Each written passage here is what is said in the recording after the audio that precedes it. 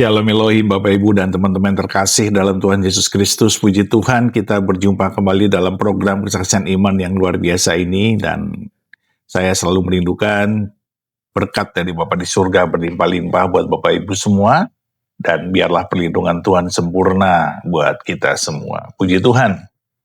Baik, hari ini kita akan berjumpa dengan seorang mantan Kristen lalu menjadi mualaf lalu murtad. Dan sekarang menjadi pengikut Kristus yang luar biasa. Beliau seorang keturunan Belgia bernama Bruno Guillot. Ya, ada keturunan Prancis juga. Dahulu beliau seorang Katolik, lalu menjadi Muslim dengan aliran keras dan siap untuk jihad. Hidupnya penuh dengan pergumulan. Dan ketika beliau berziarah atau pergi haji ke Tanah Suci, beliau mengalami hal-hal yang mengerikan dan beliau nyaris mati karena berdesak-desakan. Dan yang paling traumatik adalah ketika anaknya yang masih kecil, berumur 7 tahun diminta oleh pria dewasa untuk dinikahi. Dan bukan sekali tapi 2 kali pada saat anak itu berumur 10 tahun diminta kembali untuk bisa dinikahi oleh seorang pria dewasa. Di situ beliau mulai berontak karena tidak sesuai dengan hati nuraninya sebagai seorang ayah. Nah, bagaimana kelanjutan pertobatan pria garis keras dari aliran Salafi atau Wahabi ini yang bernama Bruno Guillot? Mari kita saksikan bersama-sama. Tuhan memberkati. Bruno Guillot dikenal luas di Perancis sebagai salah satu figur paling menonjol dari gelombang mantan Muslim. Seorang mantan imam Salafis yang kembali menemukan iman Katolik. Namanya sering muncul dalam kesaksian, konferensi, dan diskusi publik karena kisah hidupnya yang langsung dan tajam, baik ketika ia berbicara tentang pengalamannya di dalam agama sebelumnya, maupun tentang perjumpaan rohaninya dengan Kristus. Ketenaran Bruno bukan lahir dari sensasi, melainkan dari keberaniannya bersaksi secara terbuka di tengah konteks Perancis yang sangat sensitif terhadap isu agama dan sekularisme. Ia dikenal sebagai sosok yang jernih dalam analisis, tegas dalam iman Katolik, namun juga berbicara dari pengalaman nyata dan bukan teori. Bruno lahir di Belgia pada tahun 1986, dibaptis dan dibesarkan dalam keluarga Katolik yang tidak mempraktekkan iman sama sekali. Ia menjadi Muslim di usianya yang sangat muda, 15 tahun. Mimpinya menjadi pesepak bola profesional hancur, keluarganya tidak harmonis, dan secara rohani ia merasa kosong. Di tengah kekecewaan itu, tepat di bulan Ramadan, Bruno menemukan komunitas agamanya yang saat itu tampak hangat dan penuh kebersamaan. Ia terkesan dengan doa bersama, solidaritas, dan rasa memiliki. Bruno menceritakan bahwa saat berusia sekitar 15 tahun, dan belum pernah menerima katekese tentang iman Katolik, ia sangat mudah menjadi bingung. Ia mengaku tidak siap ketika pertama kali ditanya tentang imannya. Ketika ditanya apakah ia seorang Kristen, ia menjawab iya. Lalu muncul pertanyaan lanjutan yang membuatnya goyah. Apakah ia makan? Apakah Yesus juga makan? Dan jika Yesus makan, bagaimana mungkin Yesus adalah Tuhan? Saat lawan berbicaranya mengatakan bahwa mereka juga percaya kepada Yesus, semua itu terdengar lebih logis dan masuk akal baginya. Bruno menyadari bahwa pada saat itu ia sama sekali tidak dibekali untuk menghadapi pertanyaan-pertanyaan semacam itu. Selanjutnya tanpa proses panjang, Bruno masuk menjadi seorang Muslim hanya dalam hitungan hari dengan cukup mengucapkan 2 kalimat syahadat. Ia mengatakan, berbeda dengan kekristenan, khususnya Katolik dan Ortodoks, di mana ada katekese, baptisan memakan waktu yang panjang. Bahkan dalam Yudaisme, ada masa ujian selama bertahun-tahun. Saat itu Bruno baru sekitar 3 minggu mengenal agamanya dan komunitas di sana. Namun ia langsung merasakan dorongan yang kuat, bahkan cenderung agresif, untuk mengajak orang lain bergabung. Ia katakan, dorongan ini tidak hanya datang dari mereka yang taat, tetapi juga dari orang-orang yang sebenarnya tidak sungguh-sungguh menjalankan ajaran agama. Ada pola pikir yang berkembang.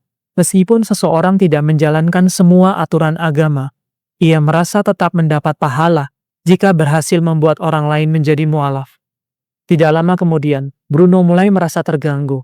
Ia menyadari bahwa penjelasan dan ajaran yang ia dengar sering berbeda-beda antara satu tempat ibadah dengan tempat ibadah lainnya. Ketidakkonsistenan ini membuatnya resah. Ia memilih belajar bahasa Arab sendiri. Karena setiap kali berada di tempat ibadahnya, kitab suci dibacakan dalam bahasa Arab, tetapi ia tidak mengerti maknanya. Hal itu membuatnya frustasi. Ia merasa seperti ada jarak antara dirinya dan ajaran yang ingin ia pahami. Dalam hatinya muncul perasaan bahwa semuanya terlalu kabur dan tidak bisa dijangkau. Ia ingin memahaminya secara penuh, menggenggamnya dengan pasti, dan suatu hari mengajarkannya kepada orang lain. Penampilan Bruno pun ikut mengalami perubahan. Orang-orang di sekitarnya tidak lagi mengenalinya. Bahkan ia sendiri merasa asing dengan dirinya. Namun ia merasa tidak punya pilihan selain mengikuti perubahan itu. Ia mulai memakai kamis, pakaian tradisional dari wilayah Maghrib, yang panjangnya hanya sampai di atas mata kaki. Ia katakan, dalam ajaran Salafi, pakaian pria tidak boleh menutupi mata kaki karena dianggap berkaitan dengan hukum neraka dan api. Saya juga membiarkan jenggot saya tumbuh tanpa dirapikan dan saya selalu memakai penutup kepala. Aturan ini menegaskan bahwa pria tidak boleh mengenakan pakaian ketat atau pakaian yang memperlihatkan bentuk tubuh. 4 tahun kemudian, Bruno menikah dengan seorang wanita Katolik Napoli, Italia, yang sebelumnya telah ia konversikan dan telah menggunakan cadar penuh. Mereka memiliki 2 orang anak, dan selanjutnya tinggal di Mesir selama 1 tahun untuk belajar bahasa Arab dan menghafal kitab sucinya. Selanjutnya ia diterima sebagai mahasiswa di universitas ternama di Arab Saudi. Ia belajar di sana 5 tahun, selanjutnya mengajar bahasa Arab di Tanger, Maroko. Bruno menghidupi ajaran agamanya yang mengatakan, harus memutus hubungan dengan orang kafir, mencintai karena Allah dan membenci karena Allah. Mencintai orang-orang beriman dan membenci orang-orang kafir, tidak hidup bersama orang kafir, tidak berpakaian seperti orang kafir, bahkan tidak menata rambut seperti orang kafir. Bruno memilih jalan salafisme, yaitu jalan yang ia anggap sebagai satu-satunya jalan keselamatan menurut apa yang ia pelajari. Ia mengatakan, ajaran ini melarang ragu atau mempertanyakan agama secara keseluruhan dan menjanjikan pahala besar atau hukuman berat jika murtad. Bahkan kemungkinan suatu hari, jika Bruno harus berpartisipasi dalam jihad mobilisasi, hal itu tidak membuatnya gentar. Dedikasi inilah yang membuatnya mendapat pujian dari para pengajar di universitas tempatnya belajar.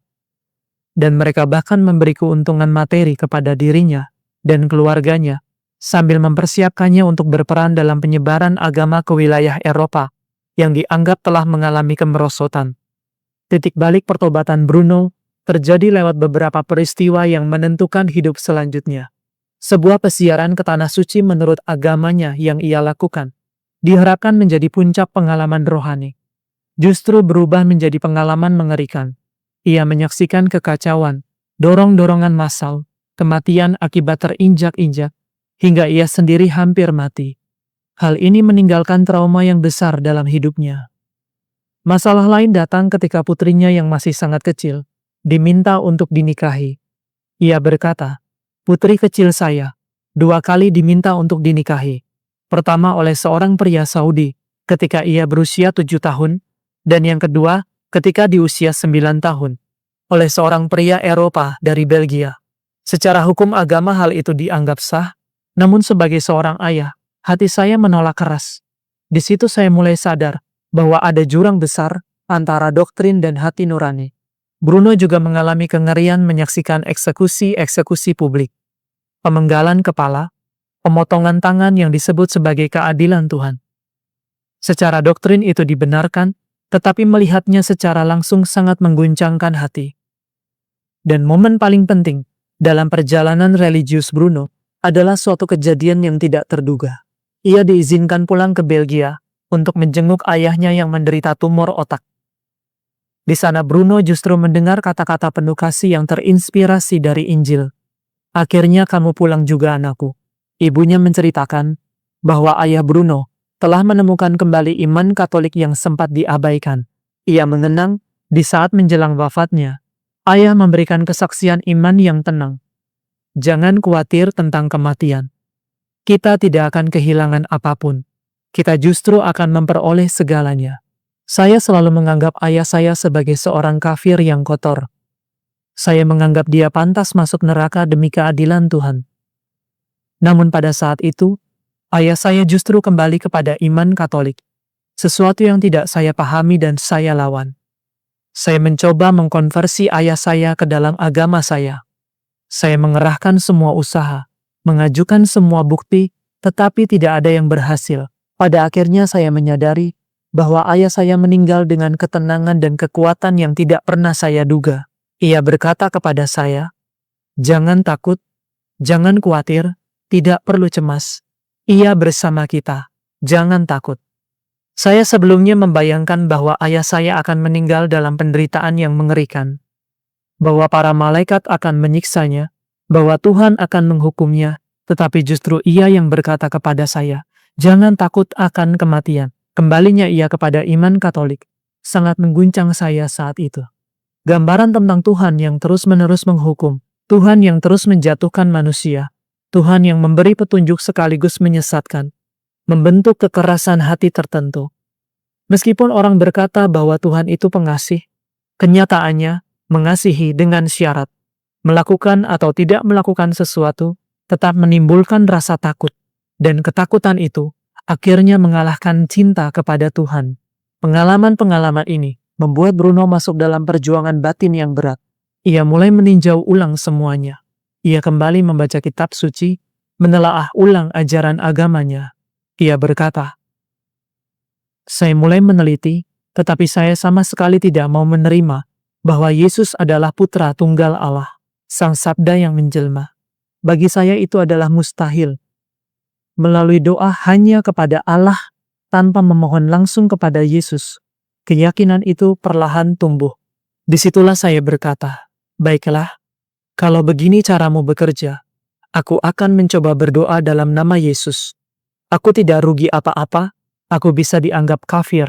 Kalau perlu beberapa detik kemudian, aku akan kembali kepada agamaku sebelumnya." Dan saat saya mengucapkan doa saya merasakan kekuatan yang menjatuhkan saya ke tanah. Saya benar-benar mendengar ayat bahwa setiap lutut akan bertekuk di hadapan Kristus, semua yang ada di surga dan di bumi. Meledak dalam diri saya. Kekuatan itu memberi saya kemampuan untuk pulang ke rumah, menatap mata istri saya dan berkata, "Semua Alkitab yang kamu lihat ini bukan karena aku ingin mengislamkan orang Kristen, tetapi karena aku sendiri adalah seorang Kristen." Bruno menyadari sejak awal bahwa keputusan imannya bisa membuatnya kehilangan segalanya. Istri dan anak-anaknya. Istrinya akhirnya tidak mengikuti jalan yang sama. Istrinya sempat tertarik kepada iman Kristen, namun itu lebih karena ia ingin keluar dari kerasnya kehidupan salafisme, bukan karena iman yang sungguh kepada Kristus. Istrinya memilih kebebasan duniawi dan meninggalkan keluarga. Kini anak-anaknya telah beranjak remaja, putrinya berusia 18 tahun dan putranya 16 tahun. Mereka tidak lagi memeluk agama sebelumnya. Mereka menjalani hidup sebagai seorang Kristen. Masih dalam proses pertumbuhan iman, Bruno tidak pernah memaksa atau mengarahkan mereka secara langsung, melainkan memberi teladan lewat cara hidupnya, menjawab pertanyaan-pertanyaan yang muncul secara alami. Bruno akhirnya menemukan kedamaian batin ketika ia merubah cara berdoanya. Pertama kalinya ia mulai memanggil Tuhan sebagai Bapa. Itu merupakan momen penting di mana ia memahami bahwa kebenaran bukan sekedar daftar peraturan, tetapi sebuah pribadi yang hidup. Sedikit demi sedikit, ia berani mengakui bahwa ia mengikuti agamanya tersebut terlalu mudah, terlalu cepat, dan tanpa pencarian yang jujur. Akhirnya Bruno meninggalkan agamanya, menerima Kristus dalam hidupnya. Sebuah keputusan yang sangat berbahaya, karena dalam aliran yang diikutinya, murtad berarti hukuman mati. Ia tahu resikonya nyata. Ia memiliki teman-teman yang terlibat dalam jaringan teroris. 2 kali ia sendiri hampir terseret ke jalur jihad ekstrim. Ia katakan, yang menahan saya sebenarnya adalah anak-anak saya. Saya sangat mencintai mereka, dan bagi saya, mustahil untuk meninggalkan mereka. Bruno, seorang yang awalnya memiliki kebencian yang ekstrim, menjadi kasih yang ekstrim, merefleksikan hidupnya dalam pribadi Santo Paulus. Ia katakan, Santo Paulus mengalami perubahan besar dalam hidupnya, dari seorang Yahudi yang ikut menyetujui perajaman Santo Stefanus, hingga akhirnya rela mati demi imannya kepada Kristus. Bagi saya perubahan ini pertama-tama bersifat rohani dan mistik, bukan sekedar perubahan pikiran. Salah satu ayat kitab suci yang sangat menyentuh hati saya adalah, Allah adalah kasih. Ayat ini membuat saya menyadari perbedaan besar antara mengatakan bahwa Allah mengasihi dan mengatakan bahwa Allah sendiri adalah kasih. Jika Allah adalah kasih, maka sejak kekal, hakikat Allah adalah kasih itu sendiri. Ketika seseorang sungguh mengalami kelembutan dan keindahan kasih ilahi yang sangat berbeda dari kekerasan yang pernah saya jalani sebelumnya, hidupnya pun akan berubah sepenuhnya.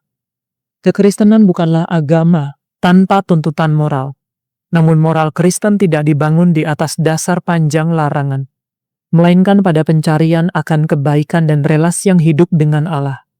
Bruno menyampaikan, saat ini kita melihat sebuah wabah baru di mana orang Kristen ingin menjalani kekristenan seperti orang Muslim menjalani agama Islam. Padahal ketika kita melihat iman Katolik, membaca katekismus, menghadiri ekaristi, hidup dalam komunitas, kita memiliki praktek iman, moral, dan adat hidup. Perlu diketahui bahwa bagi banyak orang seagama saya dahulu, orang Kristen boleh melakukan apa saja, karena Yesus sudah mati untuknya. Itulah gambaran kekristenan dalam benak mayoritas awam seagama saya dulu. Bagi mereka, ketika Anda berkata bahwa Yesus sudah wafat bagi Anda, itu berarti Anda bebas melakukan apapun, minum anggur, melakukan apa saja. Mereka tidak menyadari bahwa kekristenan memiliki tata moral dan kode etik, dan bahwa sebuah peradaban dibangun di atas nilai-nilai tersebut. Karena itu penting menjelaskan melalui perilaku kita, sebuah evangelisasi melalui kesaksian hidup, bahwa kami juga memiliki prinsip, dan prinsip-prinsip itu sudah ada sebelum prinsip kalian. Sebagai contoh, di media sosial saya sering menerima pertanyaan seperti ini. Sebagai orang Kristen, apakah saya boleh melakukan ini atau itu? Dan itu adalah pertanyaan khas mereka. Apakah saya boleh mendengarkan musik? Bolehkah saya mendengarkan musik ini? Bolehkah bertato? Moral Kristen bukanlah moral yang semata-mata berbicara tentang boleh dan tidak boleh. Moral Kristen adalah moral tentang kebaikan. Pertanyaan yang seharusnya kita ajukan adalah, apakah mendengarkan musik tertentu, melakukan hal ini atau itu, berpakaian dengan cara tertentu, membuat kita semakin dekat kepada Allah, atau justru menjauhkan kita daripadanya? Jawabannya tidak selalu sama untuk setiap orang. Itu bisa berbeda-beda tergantung usia, kondisi, dan perjalanan iman masing-masing pribadi. Inilah yang dimaksud dengan beribadah dalam roh dan kebenaran. Mencintai apa yang baik, mencari kebaikan itu sendiri, dan bukan sekedar mengikuti aturan atau hukum, betapapun ketat dan menuntutnya hukum tersebut. Dan secara mendalam, saya katakan ini dengan sungguh-sungguh, karena saya pernah hidup di dalamnya. Puji Tuhan, puji Tuhan, puji Tuhan, kesaksian yang dahsyat luar biasa dari Bruno Guillot ketika beliau melihat ayahnya begitu tenang dalam kematiannya. Beliau melihat bahwa ayahnya kembali ke imannya yang dahulu, yaitu Kristen.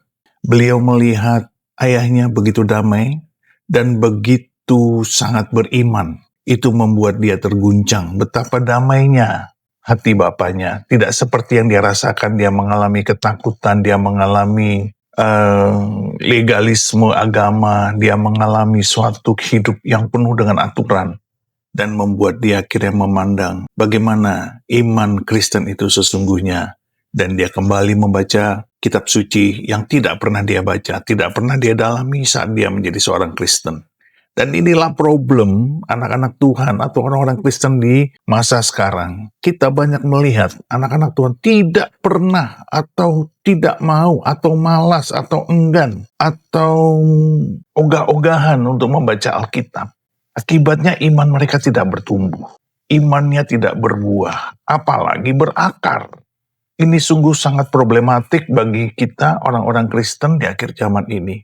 Dan saya selalu menganjurkan jemaat Tuhan, jemaat yang saya gembalakan untuk rindu, untuk mau paksakan dirimu untuk membaca Alkitab supaya engkau mengalami perjumpaan pribadi dengan Tuhan. Imanmu bangkit dan rohanimu bertumbuh. Disinilah kita dari Bapak Ibu dan Saudara sekalian tidak hanya menjadi Kristen, tapi menjadi Kristen yang berakar, bertumbuh, dan berbuah. Dan saya rindu kita terus berdoa, bersaksi, dan menjadi berkat besar bagi banyak orang di muka bumi ini. Dan biarlah terang Kristus ada dalam hidup kita. Dan Tuhan memberkati kita karena kita menjadi anak Tuhan yang tidak saja terberkati, tapi menjadi garam dan terang dunia. Tuhan beserta kita dan memberkati kita berlimpah-limpah. Dalam nama Bapa dan Anak dan Roh Kudus, di dalam nama Tuhan Yesus Kristus. Haleluya, haleluya, haleluya. Amin. Amin, amin, amin, amin, amin.